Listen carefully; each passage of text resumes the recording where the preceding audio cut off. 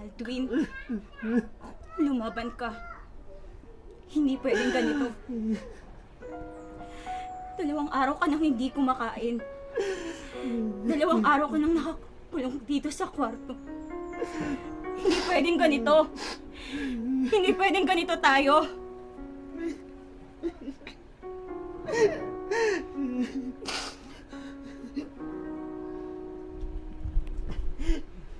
Iwan muna ako. Hindi. Hindi ako aalis sa kwartong to hanggat hindi natin napag-uusapan kung bakit ka nagkakaganyan. Iwan mo muna ako. Simula ng isang araw, ilang beses mo na sa akin sinabi yan. Sinunod kita. May nangyari ba? Naayos ba yung problema mo? Hindi! Mas lalo mo lang pinahihirapan at sinasaktan yung sarili mo! Okay nga lang sana kung ikaw lang yung nahihirapan. Pero Aldwin, pati ako. Ako na hindi makatulog kakaisip kung bakit ka nagkakaganyan. Kung may nagawa ba akong mali, kung may kasalanan ba ako sa'yo, kung anong may tutulong ko sa'yo. Kakaisip kung paano na yung mga pangarap natin kung magpapatuloy ka sa ganyan. Kaya Aldwin, hindi ako aalis sa kwartong to hanggat hindi ko nalalaman kung bakit ka nagkakaganyan. Aldwin, ipaaalala ko lang sa'yo, asawa mo ko. Asawa mo ko. Huwag mo naman akong pagmukhahing walang alam sa kung anong nangyayari sa'yo. Aldwin, asawa mo ko. Natatakot ako na baka pag sinabi ko sa'yo, iwan mo ako. Hindi ko na alam yung gagawin ko.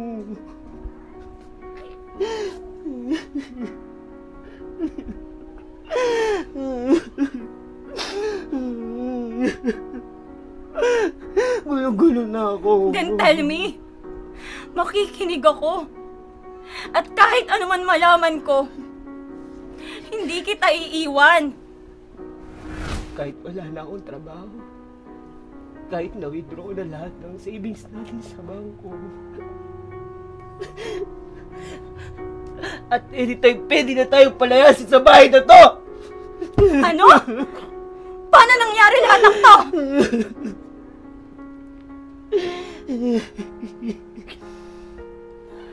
Si Mama.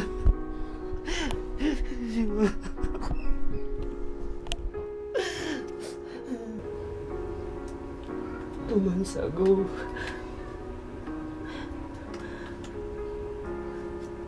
na-hospital si Mama dahil sa sakit ng cancer.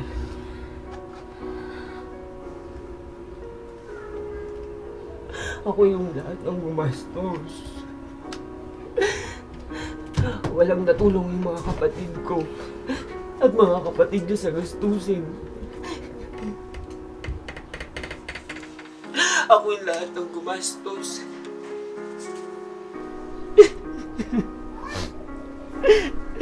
Sa mga gamot, sa mga operasyon, at sa hospital bill. Ako yung lahat ng gumastos.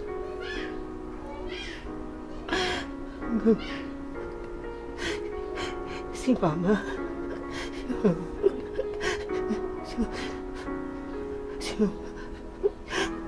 Hanggang sa mamatay si Mama. Si Mama. Si Mama.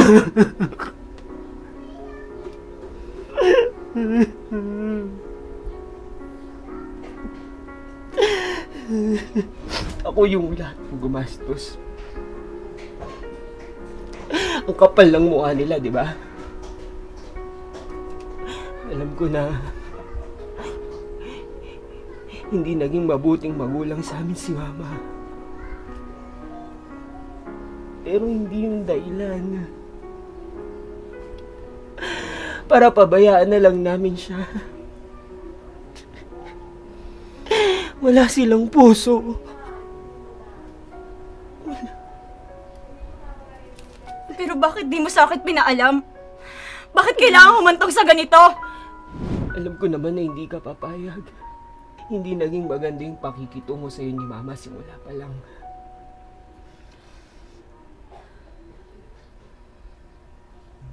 Sinasaktan ka niya. Pilit niya tayong pinaghihiwalay. Ginulo niyo yung kasal natin. Pero Elvira, nanay ko pa rin yun. Hindi ko kayang makita siyang naghihirap ng mag-isa. Hindi mamatay nang wala kasama. Alam ko na isang malaking pagkakamali itong nagawa ko sa'yo. May hilingin lang sana ako. Siguro hindi talaga tayo para sa isa't isa. Hindi ko mabibigay yung kasiyahan na deserve mo. Yung pagmamahal na deserve mo. Mahal kita. At alam kong alam mo yun. Alam mo, Elvira, gusto kong sumaya ka. Gusto kong matanggap mo yung pagmamahal na deserve mo. Elvira, masakit para sa akin. Pero sa desisyong to, ikaw yung iniisip ko. Huwag ka mag-alala. Kahit hindi na tayo, gagawa ko ng paraan para mabayaran lahat ng utang ko. Mabalik lahat ng pera mo. So nakikipaghiwalay ka sa akin ngayon? Sa tingin mo, yun yung solusyon sa problema natin ngayon? Nangako tayo sa harap ng Diyos. Sa harap ng pamilya natin. Ng mga kaibigan natin. Na kahit anong mangyari, mamahalin pa rin natin ang isa't isa. Na kamatayan lang ang makapaghihiwalay sa ating dalawa. Tapos sa ganitong problema, isusuko mo na lang yung pagmamahalan nating dalawa. Diba bubuo pa tayo ng masayang pamilya? Magkakaroon pa tayo ng maraming anak. Pero bakit? Bakit? Ang pagkakaroon ng maraming anak, isang imahinasyon na lang. 5 taon na tayong kasal. Malinaw na sa akin yung sinabi ng doktor na maliit ang tsansa na magkaanak tayo at ako!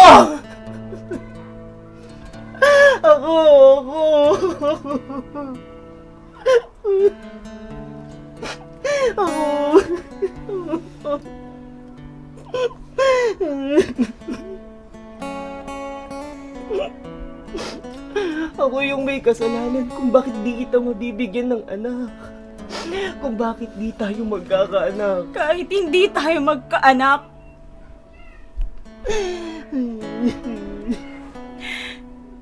naniniwala ako.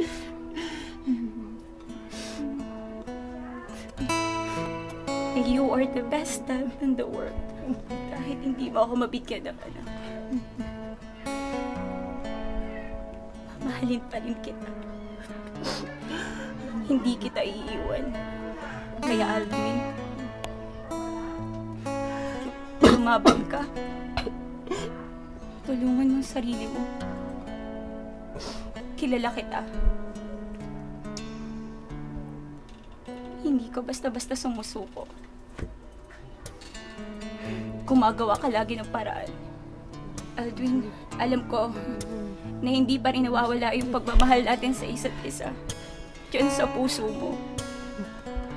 Panghawakan mo yan. Hold on. Hindi ako papayag. Dahil sa sitwasyong ito. Alam kong mas higit mo kung kailangan.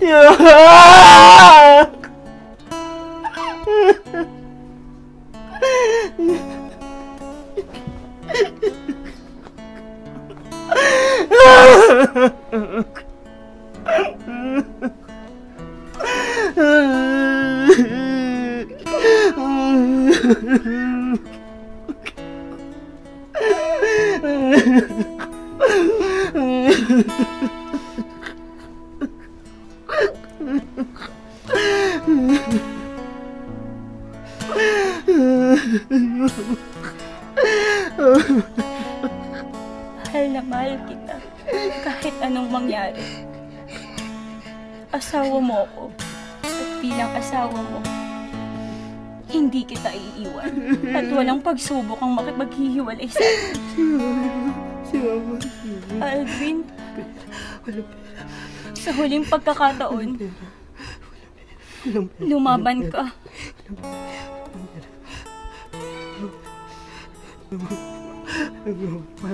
Walang gawa.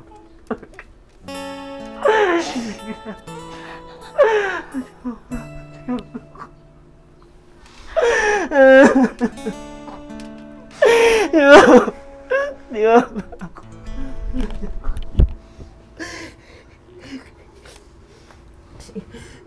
Alamin mo kung saan ka nagkulang. Alamin mo kung paano ka muling magsisimula. Maliko ka. Ayusin mo yung sarili mo. Magluluto ako ng paborito mong pagkain. Hihintayin kita sa pagkainan. Hihintayin kita.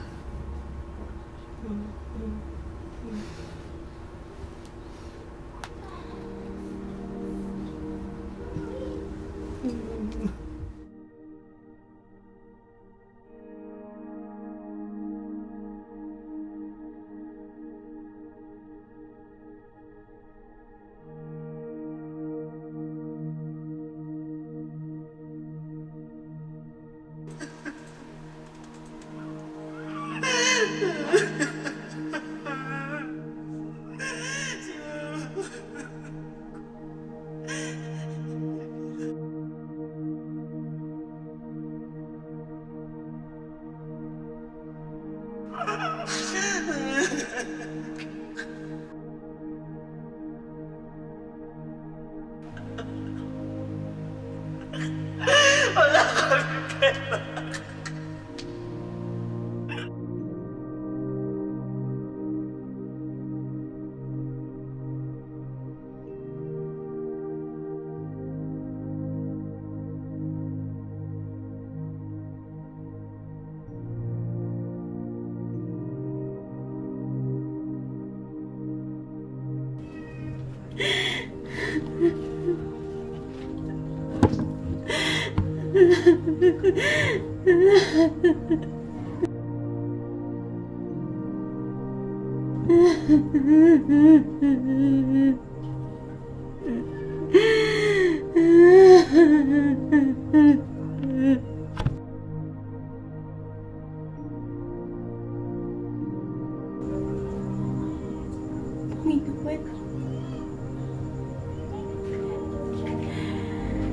Nilalapit ko po sa inyo ang aking asawa.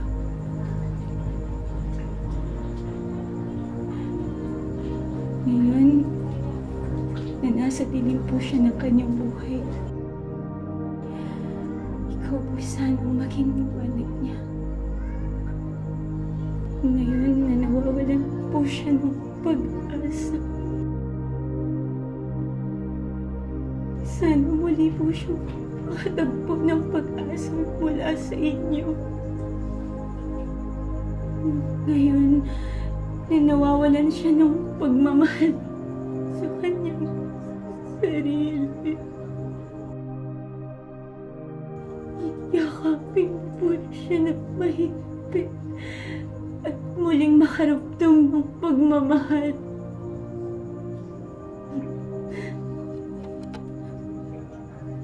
Panginoon,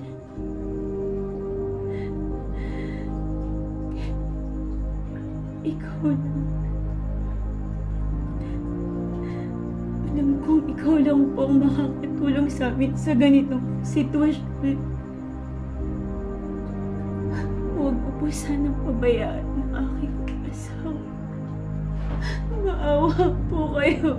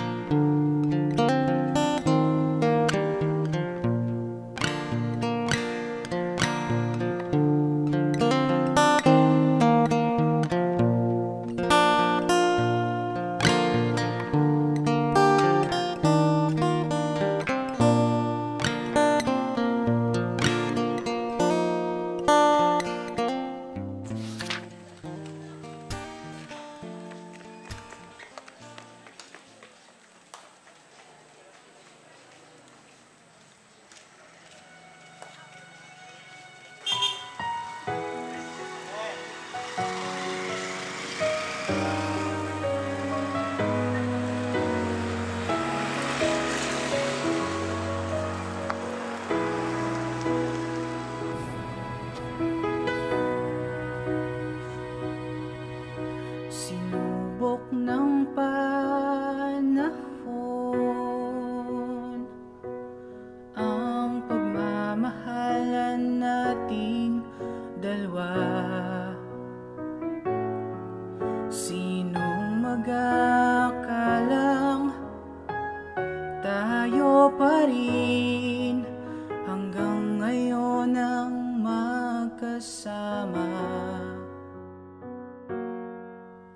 Wala nang ibang hiling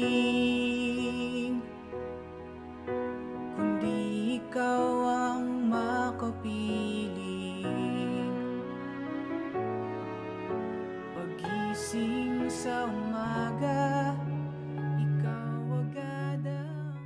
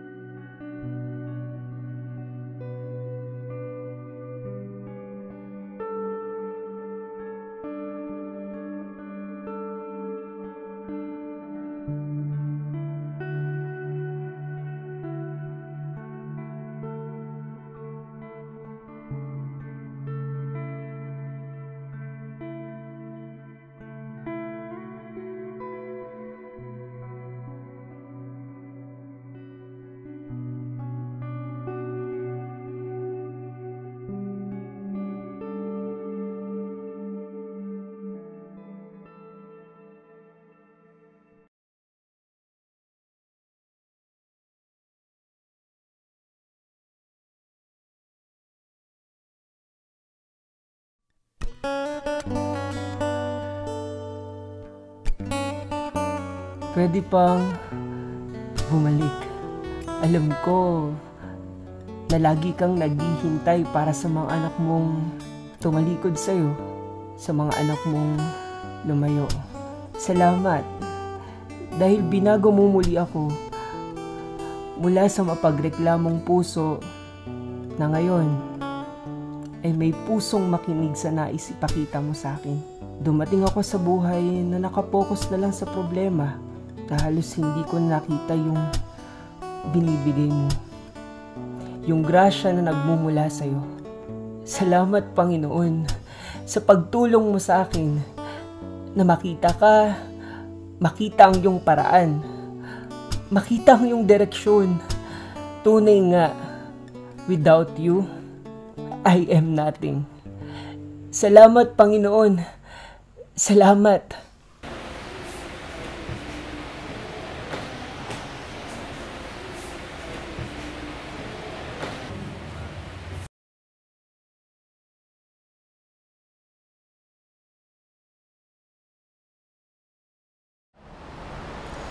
Masaya ako na nakabalik na tayo. Nakabalik ka sa lugar kung saan kita nakilala. Masaya rin kami na nakasama ka namin muli. At alam ko na mas masaya si Lord ngayon na umaawit ka na muli para sa Kanya.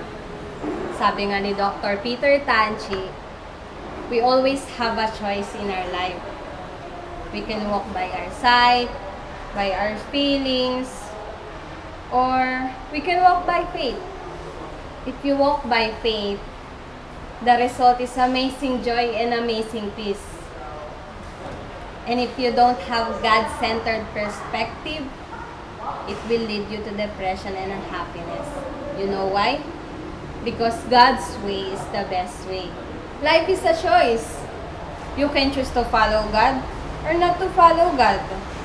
Huwag ka na ulit liliko Dire-diretso lang tayo. Kasama natin si Lord. Iba talaga yung pakiramdam kapag kasama si Lord. Mas gumagaan yung buhay. May dumating man na problema, hindi ka matatakot kasi kasama mo si Lord sa buhay. Salamat kasi binigyan niya ako ng isang mabuting asawa.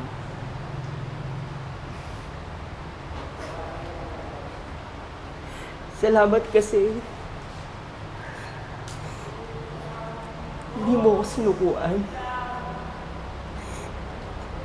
Hindi mo ako iniwan.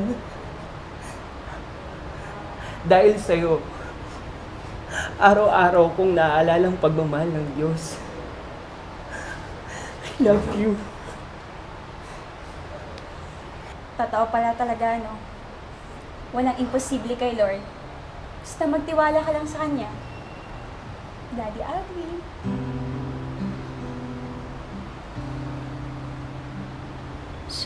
Totoo ba to? Hindi ba to prank? Kahit ako, hindi ako makapaniwala. Ilang beses ako nag-PT, nagpa-check up sa doktor, at paulit-ulit nila sinasabi sa akin na, yes, you are 6 weeks pregnant. Pero paano nangyari? Akala ko... Kababalik mo lang kay Lord. Pinagdududahan mo na yung mga kaya niyang gawin. Hindi! Patay na ako. Salamat, Lord! Salamat! Narinig mo yun? Tatay na ako! Tatay na ako! Tignan mo! Ang ganda ng reward na binigay sa'yo ni Lord nung bumalik ka sa Kanya. At tama si Elvira. Walang imposible kay Lord. Magtiwala ka lang.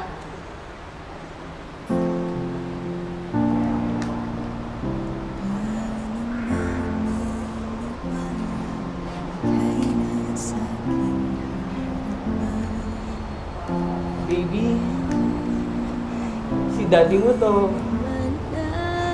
Excited na akong makita ka. Huwag kang mag-alala. Gagawin lahat ni daddy para maging mabuting ama sa'yo. At maging mabuting asawa sa mami mo.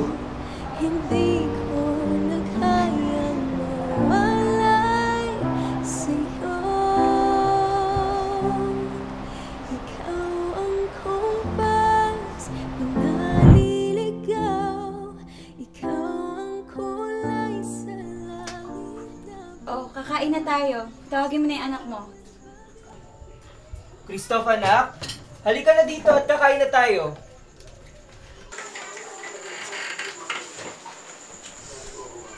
Bango-bango ng luto mo, Mami. Siguradong mapaparami na naman pagkain namin ito ni Daddy. Magdasal na po tayo sa ngalan ng Ama, Anak, Espiritu Santo. Amen. Jesus, salamat po. Salamat po sa pagkain at salamat din po kasi po may mami po akong masarap magluto. At may daddy rin po ako na masipag magtrabaho para may pambili ng maraming pagkain. Sana Jesus, yung ibang pamilya rin po ay may masarap na pagkain din. Sana Jesus, wala na nagugutom na mga tao kasi po napanood ko po sa news na maraming tao ang walang makain o hindi masustansya ang kinakain. Salamat po Jesus sa pagmamahal mo po. Amen. Kain na po tayo. Kain na. Ang sarap to. Sana'y iyong matanggap kung sino ka talaga.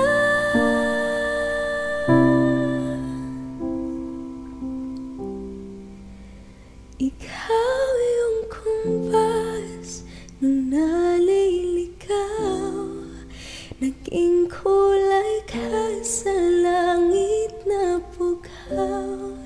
Sa bawat